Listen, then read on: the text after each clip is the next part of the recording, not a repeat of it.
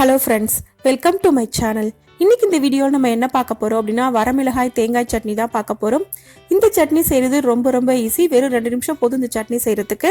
வாங்க ரொம்ப ஈஸியான சிம்பிளான இந்த தேங்காய் சட்னி எப்படி பண்ணுறதுன்னு வீடியோவில் பார்க்கலாம்.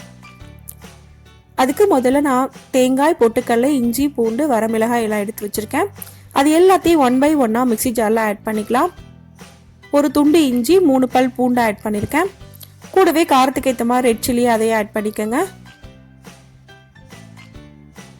கொஞ்சமாக தேங்காய் ஆட் பண்ணிக்கோங்க. ஒரு 1/2 கப் அளவுக்கு நான் ஆட் பண்ணுறேன்.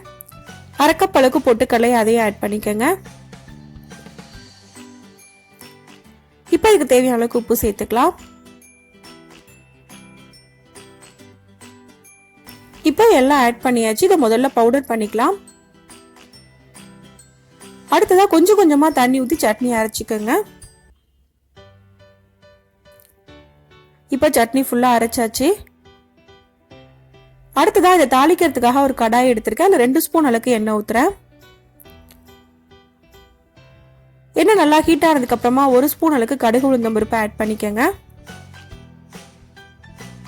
இது நல்லா ஃப்ரை ஆனதுக்கு அப்புறமா 1/4 ஸ்பூன் அளவுக்கு பெருங்காயத்தூள் அதையும் ஆட் பண்ணிக்கோங்க. ஃபைனலாக கொஞ்சமாக கருவேப்பிலை அதையும் ஆட் பண்ணிக்கலாம்.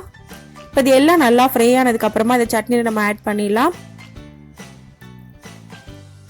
இப்போ இதெல்லாம் நல்லா ஃப்ரை ஆயிடுச்சு. நான் சட்னியில் ஆட் பண்ணுறேன். ஆட் பண்ணதுக்கு அப்புறமா நல்லா ஒரு தடவை மிக்ஸ் பண்ணி விட்டுக்கோங்க.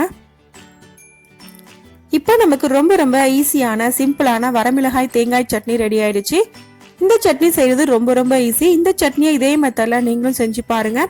இந்த வீடியோ உங்களுக்கு பிடிச்சிருந்தா லைக் பண்ணுங்க, ஷேர் பண்ணுங்க, கமெண்ட் பண்ணுங்க. மறக்காம சேனலை சப்ஸ்கிரைப் பண்ணுங்க. தேங்க்ஸ் ஃபார் வாட்சிங்.